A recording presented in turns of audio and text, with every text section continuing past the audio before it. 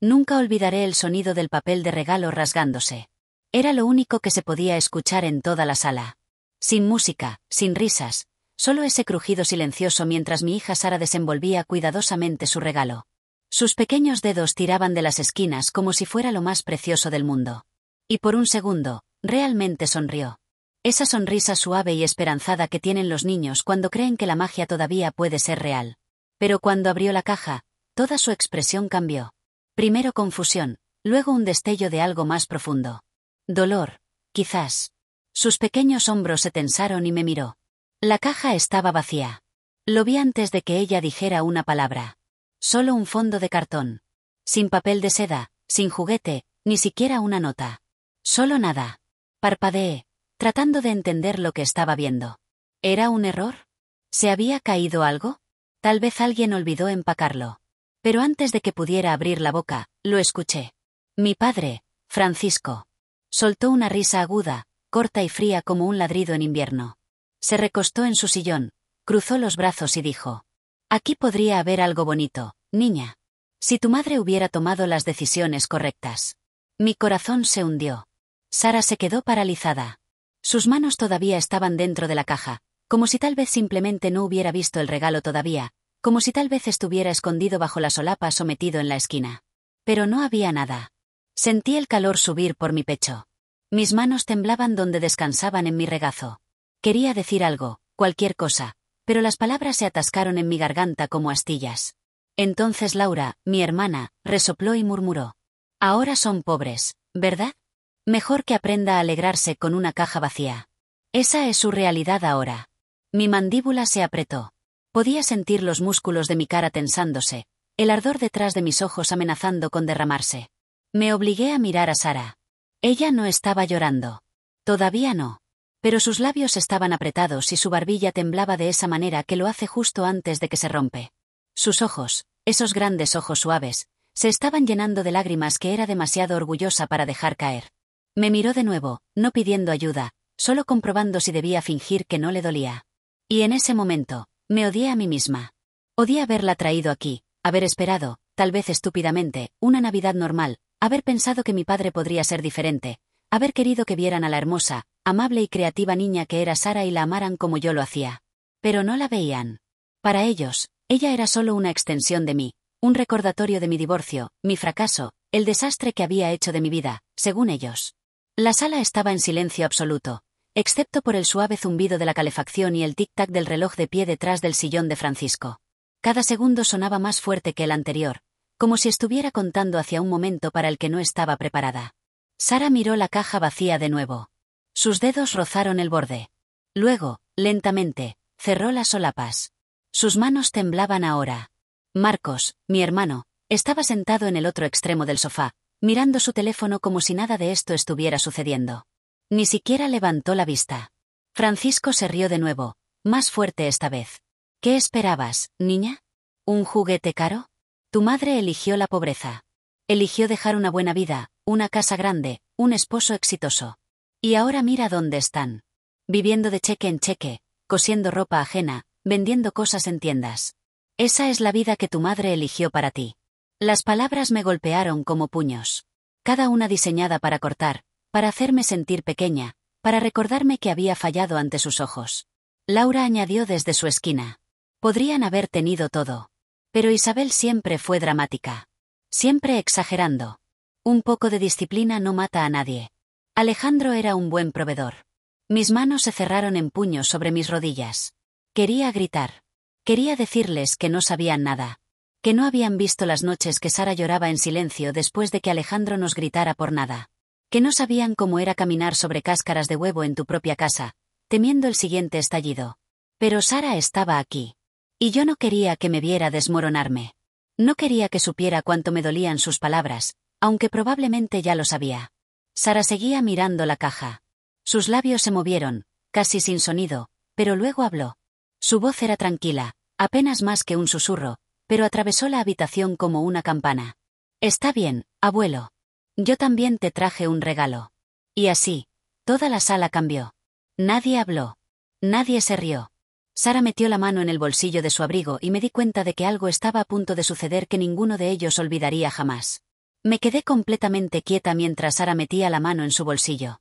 La habitación se había quedado en silencio, tan silenciosa que podía escuchar el leve crujido del viejo tablón del piso bajo el árbol de Navidad con cada ligero movimiento. Mi propia respiración se sentía demasiado fuerte en mi pecho. Sacó un papel doblado. Se veía pequeño en sus manos, frágil incluso, como algo que podría arrugarse y descartarse sin pensarlo 2 veces. Pero lo sostenía como si importara, como si significara algo.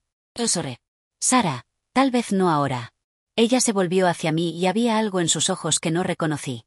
No tristeza, no dolor, sino calma, firmeza. Asintió levemente, del tipo que decía, tengo que hacer esto. Luego se volvió hacia Francisco. Hice esto para ti, abuelo, dijo. Francisco ni siquiera se inclinó hacia adelante. Solo la miró con esa misma expresión aburrida que siempre usaba cuando alguien se atrevía a pedirle que sintiera algo. Ah, sí, murmuró, bebiendo de su vaso. ¿Me dibujaste un muñeco de nieve o algo así? Había sarcasmo en su voz, del tipo que siempre usaba cuando quería hacer que alguien se sintiera pequeño sin tener que alzarla. Pero Sara no se inmutó. Cruzó la habitación y se lo extendió con ambas manos. Fue entonces cuando noté que sus dedos temblaban. Conocía esa sensación. La forma en que tus manos te traicionan cuando tu corazón late fuerte en tu pecho. Cuando intentas ser valiente, aunque cada parte de ti quiere huir. Él lo tomó de ella como si no significara nada, lo abrió con una mano mientras todavía sostenía su vaso en la otra. Entonces miró hacia abajo y se detuvo. No pude ver lo que había en el papel desde donde estaba sentada, pero vi su rostro. No se torció en confusión o irritación como esperaba. En cambio, sus cejas se juntaron. Parpadeó una vez, luego otra vez. Su mandíbula se aflojó ligeramente, como si hubiera olvidado lo que estaba haciendo. Toda la habitación pareció inclinarse hacia adelante. ¿Qué es?, preguntó Laura, impaciente. Él no respondió, solo se quedó mirando. Y yo supe, en ese momento, que mi hija acababa de cambiar algo que ninguno de nosotros podría deshacer. Me levanté lentamente del sofá, casi con miedo de romper el momento. Mis piernas temblaban mientras cruzaba la habitación hacia donde Sara estaba parada, pequeña pero firme frente a su abuelo. Coloqué suavemente mi mano en su espalda. Ella no me miró. Solo mantuvo sus ojos en Francisco. Y él se veía más viejo de lo que jamás lo había visto. No enojado, no arrogante, solo quieto. Finalmente pude ver el dibujo. Era simple, hecho con crayones de colores, del tipo que los niños usan en la escuela. Pero había algo en el que te quitaba el aliento. Eran 3 figuras tomadas de las manos. Francisco en el medio, más alto, con su postura militar característica. A su izquierda, Rosa, mi madre, con su vestido floreado que siempre usaba los domingos. Y a su derecha, una niña pequeña. Sara había dibujado estrellas alrededor de ellos, como si estuvieran en un cielo lleno de luz. En la parte inferior, con letras grandes y cuidadosas, había escrito, para el abuelo Francisco, de Sara. Te quiero. Francisco dobló el papel cuidadosamente, deliberadamente, casi con reverencia, y lo colocó en la mesita lateral junto a su sillón. Luego se puso de pie. Nadie sabía qué decir. Nadie se movió. Pero antes de que pudiera salir de la habitación como esperaba, Sara habló de nuevo. Su voz era más fuerte ahora, clara como el agua. Abuelo, estoy contenta de que mamá tomara la decisión que tomó. Francisco se detuvo. Se dio la vuelta lentamente. Laura dejó de mirar su teléfono. Marcos finalmente levantó la vista. Todos estábamos congelados. Sara continuó. Sus palabras salían con una calma que no debería haber sido posible para una niña de 7 años. Para mí es mejor una caja vacía que regalos caros de un papá que siempre gritaba y nos hacía daño a mí y a mamá. Sentí que se me cortaba la respiración. Mis ojos se llenaron de lágrimas instantáneamente. Quise detenerla, protegerla, pero algo en mí sabía que necesitaba decir esto. Que lo había estado guardando todo este tiempo. Mamá siempre me contaba, continuó Sara, mirando directamente a Francisco, como tú y la abuela Rosa se amaban y se apoyaban. Cómo se tomaban de las manos cuando caminaban. Cómo tú la hacías reír. Cómo ella te preparaba tu comida favorita los domingos. Cómo se cuidaban el uno al otro. Francisco se había quedado completamente inmóvil. Su rostro, normalmente tan duro, tan controlado, comenzaba a desmoronarse. Yo también quiero una familia así, abuelo. Como la que tú tenías con la abuela Rosa. Una familia donde la gente se quiere de verdad, no solo tiene cosas bonitas. Las lágrimas corrían por mis mejillas ahora. No podía detenerlas. Mamá dice que el amor verdadero es cuando alguien te hace sentir segura. Cuando no tienes miedo de cometer errores. Cuando puedes ser tú misma sin que te griten. Papá Alejandro nunca nos hizo sentir así. Teníamos una casa grande y juguetes caros, pero yo tenía miedo todo el tiempo. Laura había palidecido. Marcos miraba hacia abajo, incómodo. Ahora vivimos en un apartamento pequeño, dijo Sara, su voz temblando solo un poco. Y a veces comemos arroz con huevo para la cena porque mamá está ahorrando dinero. Y mi ropa no siempre es nueva. Pero no tengo miedo, abuelo. Mamá canta cuando cocina. Me lee cuentos antes de dormir. Me pregunta cómo fue mi día. Y cuando lloro, me abraza hasta que me siento mejor. Me arrodillé junto a Sara y la envolví en mis brazos. Ella se recostó contra mí pero no dejó de hablar. Mamá trabaja muy duro. Cose ropa para otras personas y vende cosas en la tienda. Sus manos se cansan y a veces la veo frotarse los dedos por la noche. Pero siempre sonríe cuando me ve. Siempre me pregunta qué quiero ser cuando sea grande. Siempre me dice que soy fuerte y valiente y que puedo hacer cualquier cosa. La voz de Sara se quebró un poco. Papá Alejandro nunca nos preguntaba cómo estábamos. Solo gritaba cuando algo no le gustaba. Rompió el dibujo que le hice para el Día del Padre porque dijo que las flores eran del color equivocado. Le gritó a mamá porque la cena estaba fría, pero era porque él llegó 2 horas tarde. Y una vez me escondí en el armario porque estaba muy asustada de sus gritos. Francisco se había llevado la mano a la boca. Sus ojos, esos ojos que siempre habían sido tan duros, tan críticos, estaban brillantes con lágrimas sin derramar. Entonces sí, abuelo, dijo Sara, su voz fortaleciéndose de nuevo. Estoy feliz con mi caja vacía.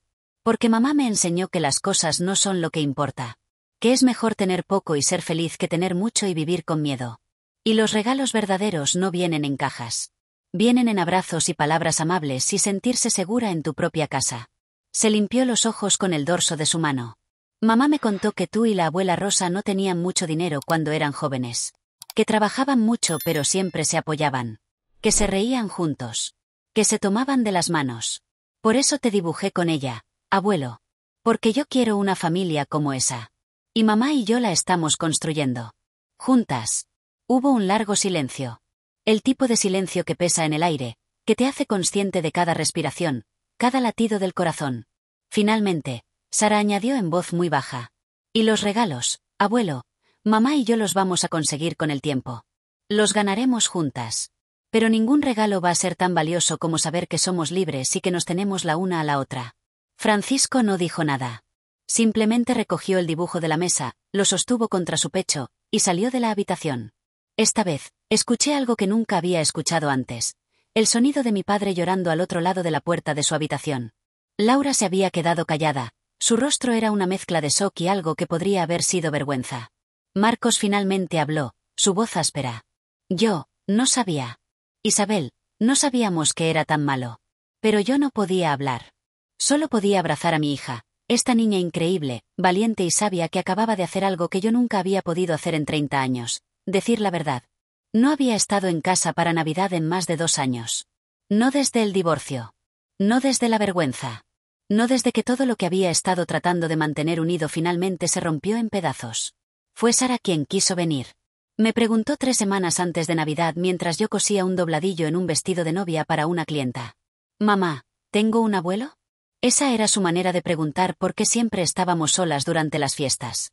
¿Por qué no teníamos pijamas a juego o árboles gigantes o primos con quienes correr? ¿Por qué era solo nosotras dos? Siempre. Así que le dije que sí. Y cuando me preguntó si podíamos visitarlo este año, dije que sí otra vez, contra mi mejor juicio. No sé qué esperaba. Tal vez pensé que el tiempo los habría suavizado. Tal vez creí, solo por un momento, que cuando vieran a Sara, cuando realmente la miraran, sentirían algo. Calidez, arrepentimiento, amor, cualquier cosa. Pero la verdad es que sabía cómo sería. Lo supe desde el momento en que Francisco me llamó hace 2 años, el día después de que dejé a Alejandro. Había empacado 2 maletas esa madrugada. Una para mí, una para Sara. Dejé todo lo demás atrás. La casa de 3 pisos, los muebles de diseñador, la ropa cara, las joyas. No quería nada de él. Solo quería salir. Sara tenía 5 años entonces. Tan pequeña. Esa noche, Alejandro había llegado a casa furioso porque su reunión de negocios no había salido bien. Necesitaba a alguien a quien culpar, y yo estaba ahí. Gritó porque la casa estaba desordenada. No lo estaba. Gritó porque la cena no estaba lista. Era apenas las 7. Gritó porque Sara había dejado sus crayones en la mesa. Era una niña. Pero lo que me rompió fue cuando Sara, mi dulce niña, le llevó uno de sus dibujos para tratar de hacerlo sonreír. Era un dibujo de nuestra familia. Papá, mamá y ella, tomados de la mano frente a una casa con un sol amarillo brillante arriba. Él lo miró y lo arrugó frente a ella. ¿Por qué el sol es amarillo? El sol es anaranjado, Sara. Si vas a hacer algo, hazlo bien. Y lo tiró a la basura. Vi la carita de Sara desmoronarse. Vi cómo sus labios temblaban mientras trataba de no llorar. Vi cómo sus pequeños hombros se hundían como si todo su mundo acabara de encogerse. Y algo en mí se quebró esa noche. O tal vez se arregló. No estoy segura. Me arrodillé, saqué el dibujo de la basura, lo alisé con cuidado y lo guardé en mi bolsillo. Luego tomé la mano de Sara y la llevé a su habitación. Le leí 3 cuentos esa noche hasta que se durmió. Y mientras dormía, empaqué nuestras cosas. A la mañana siguiente, cuando Alejandro salió para el trabajo, nos fuimos. No teníamos mucho dinero. Había estado escondiendo pequeñas cantidades durante meses, sabiendo que algún día tendría que irme. Rentamos una habitación en un hostal barato por 2 semanas mientras buscaba trabajo y un apartamento. Francisco me llamó al tercer día. No sé cómo se enteró. Probablemente Alejandro lo llamó, tratando de hacer que yo luciera mal, tratando de conseguir aliados. Isabel, ¿qué demonios has hecho?, fueron sus primeras palabras. Sin hola, sin ¿estás bien? Me fui, papá. No podía quedarme más. ¿No podías quedarte? Tenías todo, Isabel. Todo. Un esposo exitoso, una casa hermosa, seguridad. Y lo tiraste a la basura ¿por qué? ¿Porque te gritó un poco? Un poco. Como si los años de caminar sobre cáscaras de huevo, de disculparme por respirar demasiado fuerte, de proteger a Sara de sus explosiones, fueran solo un poco. No fue solo un poco, papá. Fue. Los matrimonios son difíciles, Isabel. ¿Crees que tu madre y yo nunca tuvimos problemas? Pero no huimos. Trabajamos en ello. Nos comprometimos. Ese es el problema con tu generación.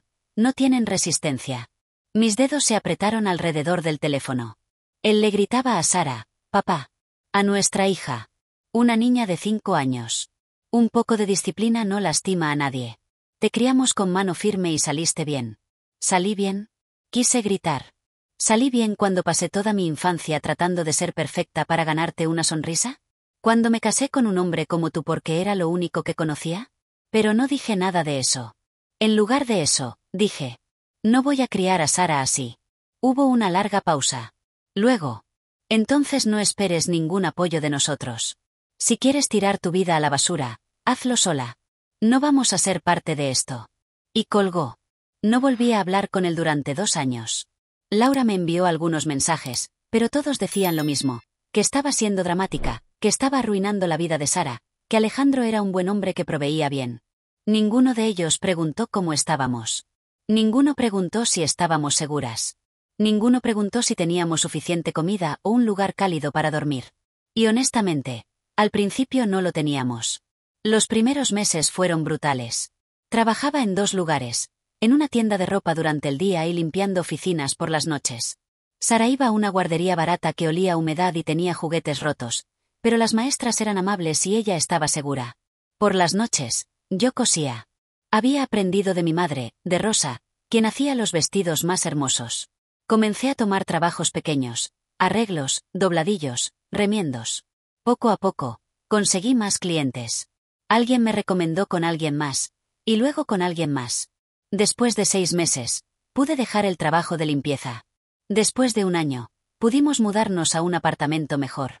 No era grande, solo 2 habitaciones pequeñas, pero era nuestro. Y nadie gritaba allí. Sara floreció. Empezó a sonreír más. Empezó a cantar mientras jugaba. Ya no se sobresaltaba cuando dejaba caer algo o cometía un error. Empezó a traerme sus dibujos otra vez, con confianza, sabiendo que yo los colgaría en la pared con orgullo. Y yo también cambié. Dejé de disculparme por existir. Dejé de encogerme cuando alguien alzaba la voz.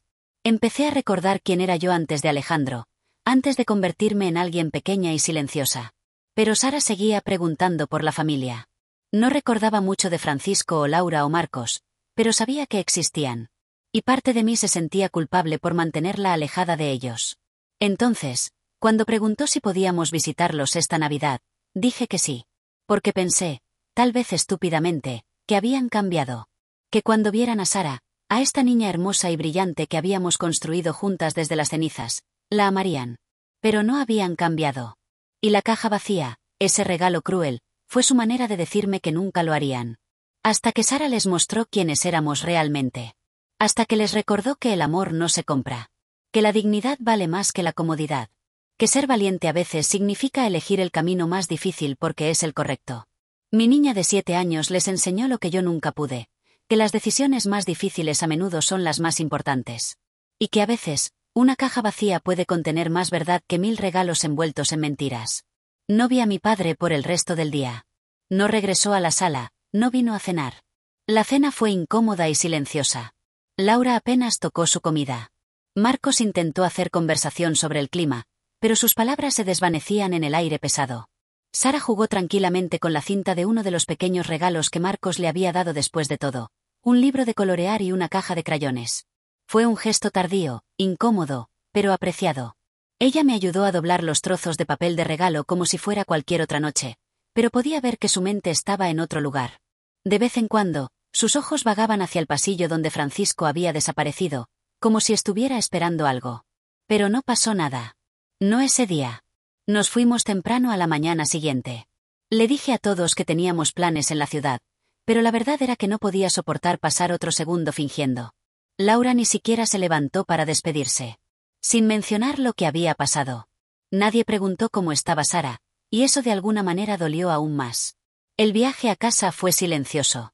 Sara miraba por la ventana, viendo pasar la nieve borrosa entre los árboles. Extendí la mano y tomé la suya en un momento. Ella apretó de vuelta, sus pequeños dedos cálidos en los míos. No saqué el tema del dibujo. No quería hacerla explicar algo que claramente era tan personal. No quería desarmar la magia que había vivido en ese momento. Pero pensé en ello durante todo el camino a casa. ¿Qué había dibujado que hizo que mi padre, el hombre que una vez me dijo que era demasiado blanda por llorar en una película, se pusiera pálido y saliera de la habitación sin decir palabra? Pensé en el dibujo que había visto, Francisco y Rosa tomados de la mano, con Sara entre ellos. Pero había algo más en ese dibujo, algo en la forma en que lo había sostenido, en cómo sus manos habían temblado. Sara había dibujado el recuerdo de algo que Francisco pensaba que había perdido para siempre. La capacidad de amar sin condiciones, de ser suave, de ser humano. Cuando llegamos a nuestro pequeño apartamento, Sara se quitó el abrigo y se acurrucó en el sofá con su libro de colorear nuevo. Yo preparé chocolate caliente para las dos, y nos sentamos juntas en silencio cómodo, el tipo de silencio que solo existe cuando te sientes completamente segura con alguien. Mamá, dijo Sara después de un rato, sin levantar la vista de su dibujo. ¿Crees que el abuelo está bien? Me tomó por sorpresa. Después de todo lo que había pasado, después de la crueldad, de la caja vacía, de las palabras hirientes, ella todavía se preocupaba por él. No lo sé, cariño, respondí honestamente. Creo que tu dibujo le hizo recordar cosas que había olvidado. ¿Cosas buenas? Sí. Cosas muy buenas. Ella asintió, satisfecha con esa respuesta, y volvió a colorear. Esa noche, después de acostar a Sara, me senté en la mesa de la cocina con una taza de té. Mis manos todavía dolían del trabajo de la semana, mis dedos rígidos de tanto coser. Pero había paz en nuestro pequeño hogar. Las paredes no se cerraban sobre mí. No había gritos esperando explotar. Solo el suave zumbido del refrigerador y la respiración tranquila de Sara durmiendo en la habitación de al lado. Pensé en lo que Sara había dicho. Para mí es mejor una caja vacía que regalos caros de un papá que siempre gritaba. Tenía razón. Lo había tenido todo el tiempo. Los días pasaron. Volví a mi rutina. Coser durante el día, vender en la tienda 3 tardes a la semana, recoger a Sara de la escuela, cocinar cenas simples, leer juntas antes de dormir. Era una vida sencilla, a veces difícil, pero era nuestra. No esperaba volver a saber de ellos. Francisco nunca había sido del tipo que llamaba para disculparse o explicarse. Ese no era él. Tal vez ese no sería él nunca. Pero 4 días después de Navidad, algo cambió.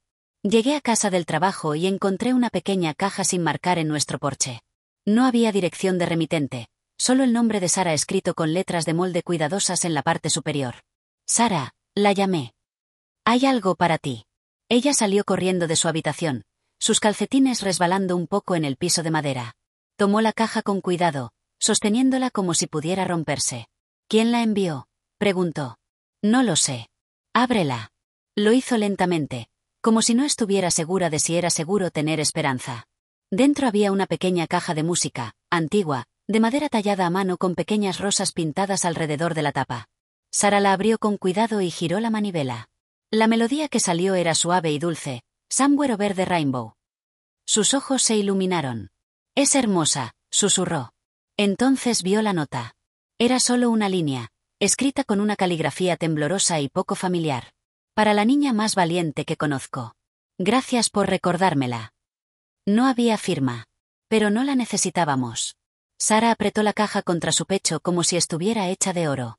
No dijo nada al principio. Solo la sostuvo y sonrió, esa sonrisa pura y completa que hace que todo valga la pena.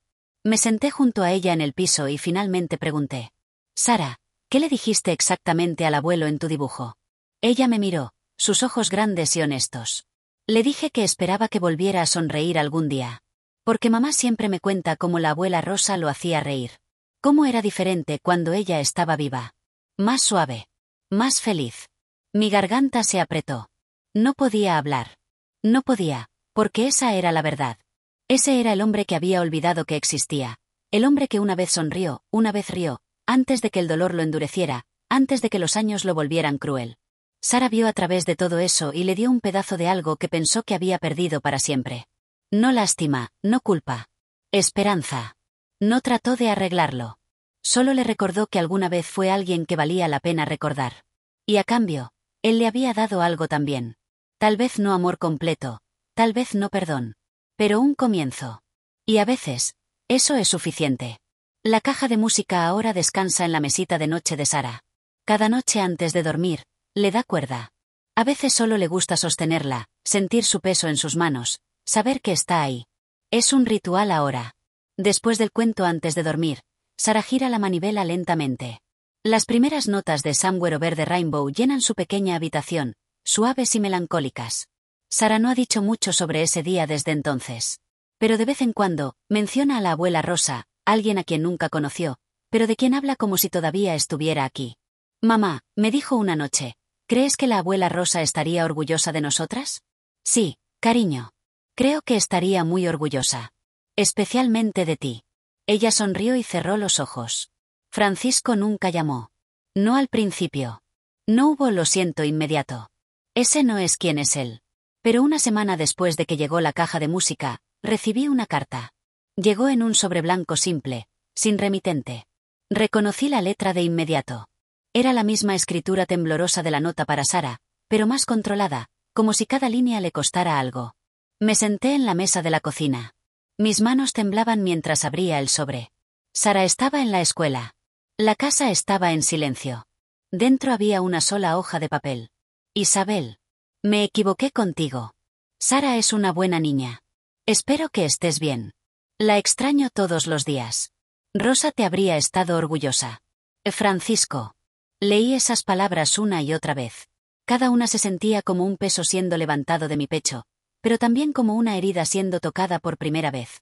La extraño todos los días. Ahí estaba la verdad. Esas 5 palabras explicaban todo el enojo, toda la dureza, toda la crueldad. No era sobre mí. Nunca lo fue. Cuando Rosa murió hace 6 años, Francisco perdió la única persona que lo hacía sentir completo. La única que podía hacerlo reír, que podía desarmar sus defensas. Y en lugar de procesar ese dolor, lo convirtió en armadura. Se volvió duro porque la suavidad dolía demasiado. Y yo, con mi divorcio, con mi negativa a quedarme en un matrimonio destructivo, le recordaba que a veces las personas se van, incluso cuando no quieres. Que a veces tienes que elegir tu propia supervivencia. Él no podía soportar ese recordatorio. Rosa se fue sin darle opción. Y parte de él me culpaba por tener la opción que él nunca tuvo. Lloré. No porque lo arreglara todo, sino porque por una vez se sentía como si me viera realmente. Como si finalmente entendiera que mis elecciones fueron necesarias. Que elegir irme fue el acto de amor más grande que pude darle a Sara. Y más que eso, como si finalmente viera a Sara.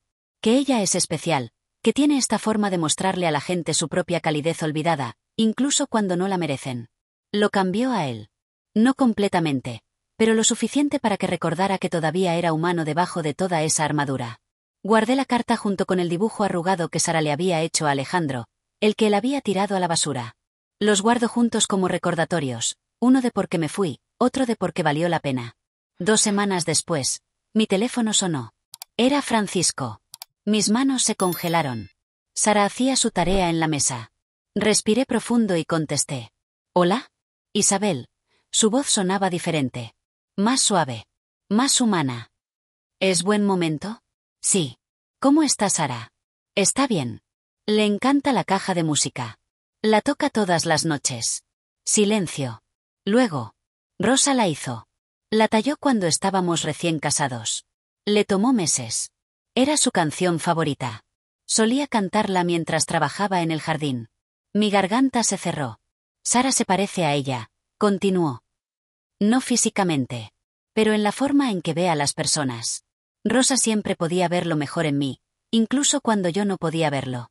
Sara tiene ese don, dije suavemente. Ve a las personas como podrían ser, no solo como son. Lo sé. Lo vi ese día. Y me asustó. Isabel. Me hizo darme cuenta de cuánto había perdido. No solo a Rosa, sino a mí mismo. Al hombre que ella amaba. Nos quedamos en silencio. No sé si puedo ser mejor, dijo finalmente. He sido así durante tanto tiempo. Pero quiero intentarlo. Por Sara. Y, por ti también, Isabel. Siempre lo mereciste. Las palabras que había esperado toda mi vida. Las palabras que ya no necesitaba, pero que aún sanaban algo roto en mí. Gracias, papá, susurré. Esa fue nuestra reconciliación. No fue grandiosa. No hubo abrazos llorosos ni promesas de cenas semanales. Pero fue real. Fue honesta. Fue un comienzo. Ahora, Francisco llama una vez al mes. Las conversaciones son cortas, a veces incómodas. Pero pregunta por Sara. Pregunta por mi trabajo. Y a veces comparte un recuerdo de Rosa. Cómo horneaba pan los domingos, cómo cantaba, cómo lo hacía reír. Sara le envía dibujos por correo cada 2 semanas. Él los guarda todos en una carpeta especial en su escritorio. Y yo aprendí algo de mi hija ese día de Navidad. Algo que había olvidado mientras luchaba por sobrevivir, por construir una vida desde cero. Aprendí que a veces la bondad es el acto más radical que existe. Que un susurro puede llevar más peso que un grito. Que la suavidad no es debilidad, sino la forma más valiente de fortaleza. Y que cuando elegimos el amor, incluso cuando es difícil, incluso cuando no es devuelto de inmediato, creamos algo que nadie puede quitarnos. Un momento. Un cambio. Un regalo que se queda. La caja de música todavía toca cada noche en nuestra pequeña casa. Somewhere Over the Rainbow llena los espacios con esperanza y recuerdos de una mujer que nunca conocí pero que siento presente. Y en algún lugar, en una casa más grande y más fría, un viejo soldado sostiene los dibujos de una niña pequeña y recuerda lentamente cómo amar de nuevo. Cómo ser suave. Cómo ser el hombre que Rosa vio en él hace tantos años. No es perfecto. Probablemente nunca lo será. Todavía hay heridas que sanar, conversaciones difíciles que tener, años de distancia que cerrar. Pero es real. Es honesto. Es nuestro. Y a veces, eso es más que suficiente. A veces, eso es todo.